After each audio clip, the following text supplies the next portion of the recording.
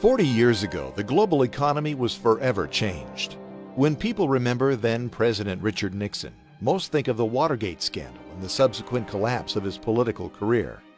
That may be the case now, but history may remember him quite differently 50 years from now. Our bet is that he will one day be remembered best as the man who took the world off the gold standard and started the greatest pyramid scheme in recorded history. The year was 1971. The Vietnam War was sapping American resources. Inflation was at a 20-year high, and Nixon was facing a tough bid for re-election. Nixon was elected on a platform based mostly on his foreign policy agenda. Though he himself was known to have little interest in the domestic agenda, he did realize that voters tend to consult their checkbooks before showing up at the polls. With inflation at over 4.7%, Nixon knew action was needed to gain control of prices for the sake of near-term economic growth and his own re-election. In early August, the president met with his team of economic advisors at Camp David. On August 15, 1971, he announced temporary wage and price controls and ended convertibility of the U.S. dollar into gold. Inflation subsided for a time. Nixon won re-election, and the world's economy would never be the same.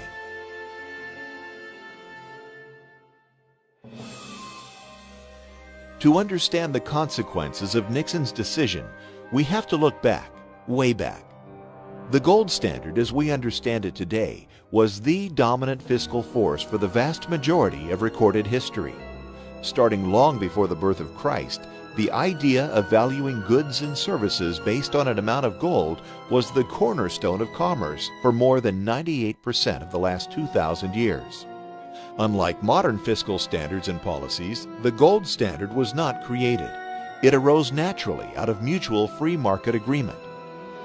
Since gold was in limited supply and high demand, it was seen as a universal medium for value that could not be manipulated by one party in a transaction. For example, the year is 150 AD, and I want to enter into an agreement in which I take 1 cow per month from your farm each month for the next year in exchange for my work. The problem is, I don't work on your farm.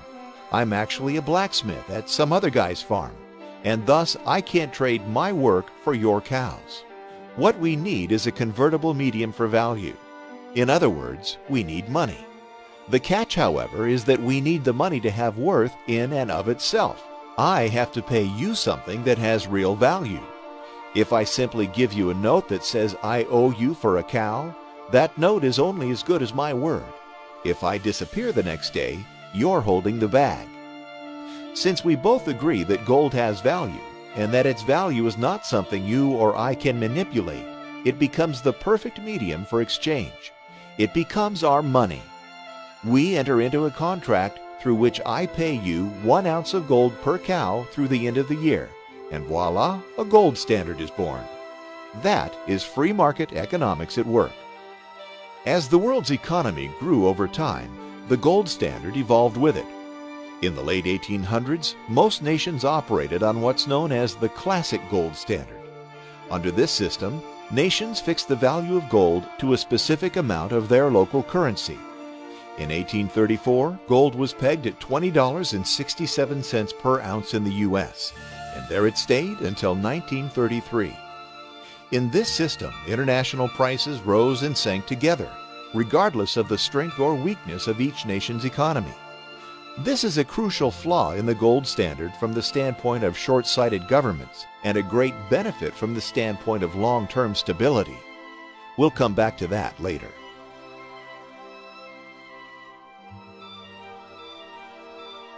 Though the consequences of the classic gold standard were complex, it basically worked on the premise that currencies shouldn't really change in value relative to each other. Instead, it held that weaker economies should accumulate less wealth and stronger ones more. Today, currencies change in value relative to each other based on the strength of each nation's economy. This makes wealth relative, which under the gold standard it is not. The significance of this important difference will become more obvious as we continue on. During the classic gold standard period, the balance between imports and exports from country to country was maintained through what's called the price-specie flow mechanism. That's economists speak for when our economy is booming, gold flows to us. When it's weak, gold flows away. Here's an example. Imagine we create some great new American product that everyone in the world wants to buy. Our economy is booming, and there are more goods and services being produced and made available to consumers. Since the value of the dollar is fixed to gold, we can't create more dollars without having more gold. As supply of goods increases and the number of dollars to buy them is unchanged, the price of those goods goes down. It's simple supply and demand. As prices here at home come down, people overseas want to buy our cheap goods. Thus, our exports increase. As our exports to other nations increase, they send us money, which under the classic standard is the same as gold. Thus, America sees an inflow of gold. As the amount of gold we hold increases, so does our money supply, and prices begin to increase as a result. Likewise, when our economy slows and prices at home increase, we buy more from overseas, and our imports increase relative to our exports. In sum, it looks like this. Economic growth leads to more availability of goods, which leads to prices falling. Falling prices leads to exports increasing, which leads to gold flowing in. Gold flowing in leads to higher money supply, which leads to prices rising, which equals equilibrium. Or economic recession leads to less availability of goods, which leads to prices rising. Rising prices leads to imports increasing, which leads to gold flowing out to other nations. Gold flowing out leads to lower money supply, which leads to prices falling. And that equals equilibrium.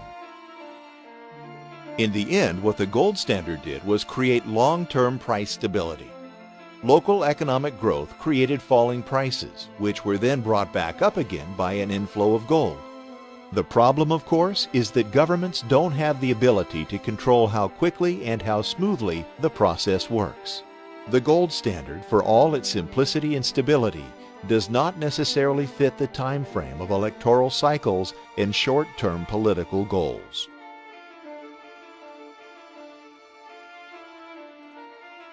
Before the shot heard round the world that started the Great War, the global economy saw a long period of growth and prosperity.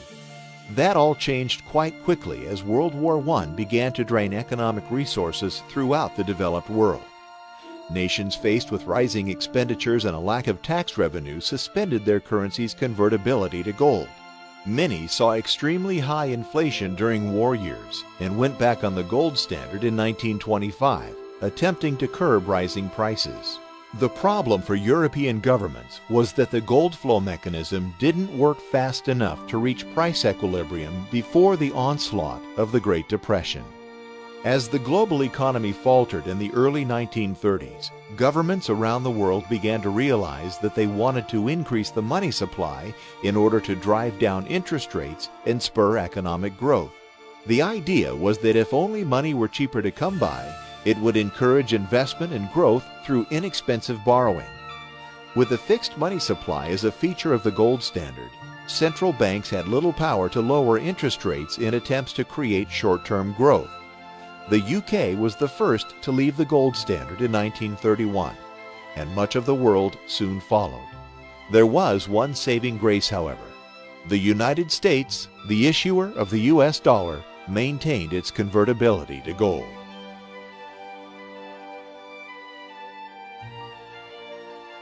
After the Second World War, nations around the world were again destitute, with inflation raging and little infrastructure to produce growth. One exception was the U.S., which, relatively speaking, was left enriched by the munitions trade during the first part of the war. As England dumped the majority of their gold into the pockets of U.S. arms producers, the massive imbalances created were too great for the gold standard to correct quickly enough. Thus, the Bretton Woods Agreement was born. Under the new agreement, a new international currency system was created in which foreign currencies were convertible into dollars, which were then convertible into gold. This enabled nations to create flexible fiscal policy and manipulate interest rates to spur growth, while the US dollar anchored the system with its gold convertibility. As time passed, the US dollar became the world's reserve currency.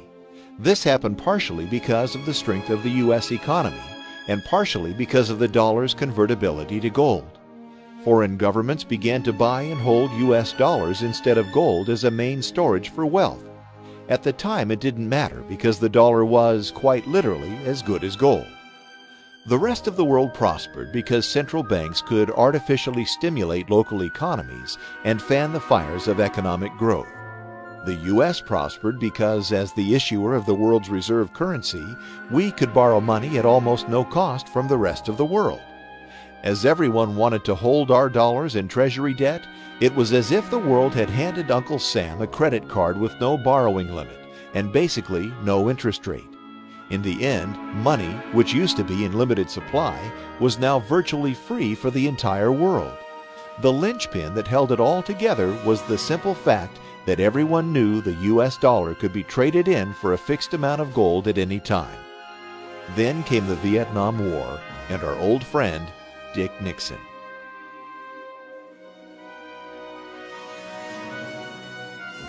On August 15, 1971, Nixon announced that the mighty US dollar could no longer be converted into gold.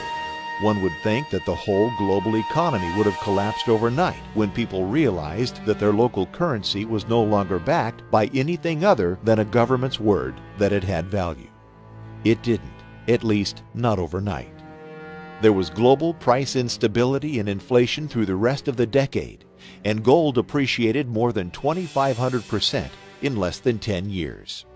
Even so, the global system didn't collapse, but it did slowly and unmistakably begin to change. Since none of the world's currencies have been backed by gold over the last 40 years, they have all depreciated in value significantly. The last 4 decades have, by all accounts, been the most intensely inflationary period in recorded history. Even the dollar, which has fared better than most, has lost over 80% of its value since 1971. The catch, however, is that governments have been able to artificially create economic growth such that it has, for the most part, kept up with inflationary pressures. In other words, when economies falter, governments are free to print money to prop them back up. At first glance, one might say, so where's the problem? If economic growth is strong enough that people earn more money as prices go up, what's wrong with that? We've fixed the short-term price instability that the gold standard brought, and balance is now reached through government intervention in the currency markets. Though it's an oversimplification, that's exactly what happened. At least, that's what happened until very recently. In 2008, it all changed.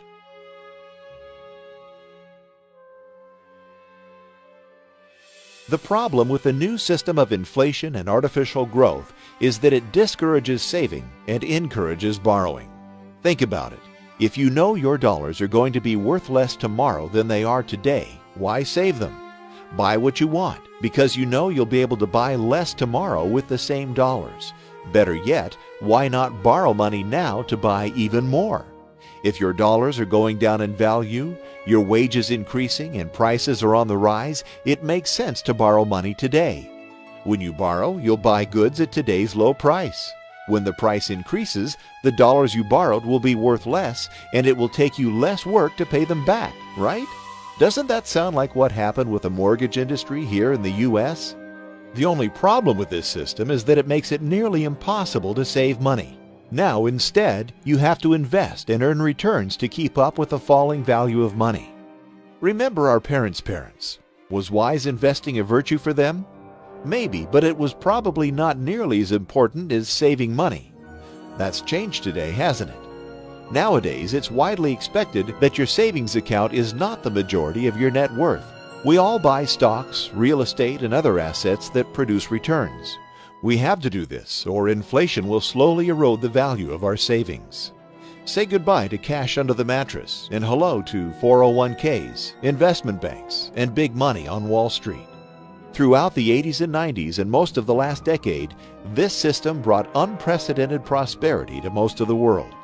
The problem, of course, is that it's nothing more than a pyramid scheme. For 40 years, money has been virtually free both here and abroad. This has encouraged borrowing on all levels. Citizens have borrowed from companies to buy goods. Companies have borrowed from banks to loan money. Banks have borrowed from citizens and governments to finance the whole mess, and governments have borrowed from anywhere they possibly can. The whole thing works because of the world's confidence in the U.S. economy and our government's ability to make good on our debts and prop up the world's reserve currency. In a sense, we have borrowed from other countries, allowing them to create cheap money and continue the borrowing bonanza. That's all fine and dandy until someone stops believing in the system, or rather, stops believing in the dollar.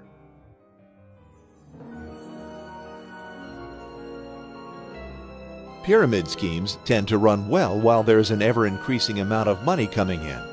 New money flowing in pays the bills to the old lenders, and everything moves along quite nicely.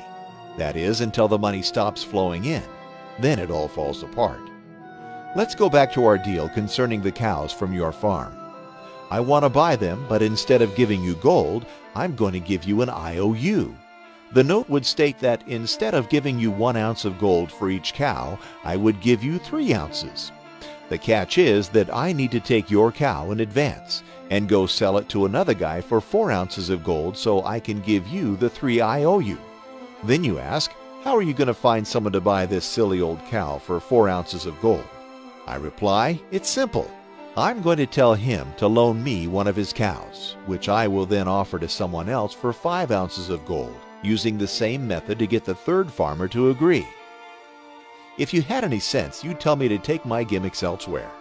As soon as one farmer doesn't agree to the deal, the whole plan falls apart. In a sense, that's exactly what happened when the real estate bubble burst in the U.S. 3 years ago. The whole world relies on the dollar as the storage place for wealth. The system worked because the U.S. economy has been so large and so strong that it represented stability in and of itself. The U.S. economy, in a sense, fulfilled the role that gold has played for thousands of years. People could buy dollars and save them, knowing that they would never be worthless because the U.S. economy was so strong. The problem was that the U.S. economy has become an economy of debt. With interest rates low, money available, and the government propping up economic growth, consumerism in the U.S. grew at a staggering pace. Soon, everyone bought a home. Home values went up indefinitely, loans were easy to get, and real estate became the great American investment. The problem was, one day, one farmer decided not to buy the cow, and the entire system collapsed. Investors stopped buying mortgage-backed securities. The money stopped flowing and the pyramid came down.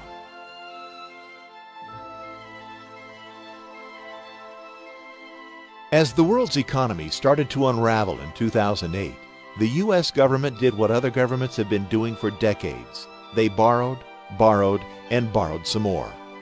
The government's solution was to borrow like crazy and stimulate the economy, relying on future growth to pay the bills. This has been made possible by the fact that the dollar is still the world's reserve currency. Though investors are losing confidence in the dollar at an alarming rate, they simply don't have much in the way of other options, at least not yet. The truth is that markets correct themselves, no matter how much governments try to intervene. The folks in Washington have been able to slow the deterioration, raise the debt ceiling, bail out the banks, save some homeowners, fight 2 wars, and get themselves reelected again and again and again. What they can't do, however, is save the dollar.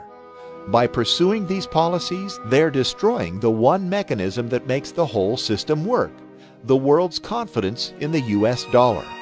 We are already starting to see the cracks appearing. Just look at the price of gold. Remember that gold was at $35 per ounce when Nixon took us off the gold standard. On August 15, 2011, the 40-year anniversary of that day in 1971, gold was at $1,770 per ounce. That means that gold has appreciated in value by more than 5,000% in just 4 decades. Actually, that's not really true. It's not as though there is less gold today than there was in 1971. It's just that it takes much more work, much more money, and many more cows to buy that same ounce of gold. Gold hasn't actually increased. Everything else has gone down. 4 decades is not much time. That's not even a full generation. When you plan for your future, is it possible you need to think another 40 years down the road? If not, won't the economic landscape of the world matter to your children in 2052? The point is that if this current trend continues, the Great Pyramid scheme will keep on robbing the end user. The end user, of course, is you. The only course of action left for private citizens is to take the situation by the horns and stop buying the cows. By holding U.S. dollars through this mess, we're effectively saying, sure, we believe this bill will hold its value, even though we've seen it do nothing but go down for the last 40 years. In a sense, we have to get back to the basics. We live in a world where the idea of investing must be replaced with the idea of saving. We live in a world where saving can't really be done by holding currency. Thankfully, we live in a world where we have the freedom to make our own choices, at least for now. It's no wonder more and more investors are flocking to gold. It's really the only way out of this Great Pyramid scheme. Some folks say gold's in a bubble, but bubbles are the result of an artificially inflated sense of value. Over the long haul, gold is value, and thus doesn't artificially inflate. Even for those who bought gold in January of 1980, when it was at its previous all-time high, this simple fact holds true. Today, they have more than doubled their money, while the dollar has done nothing but fall apart. Like it or not, this is the new reality. Like it or not, gold may be the only option. The global economy can't go on booming forever on borrowed money, and the other shoe will drop. All we can do as individuals is protect ourselves and make sure none of us is the last farmer to buy the cow.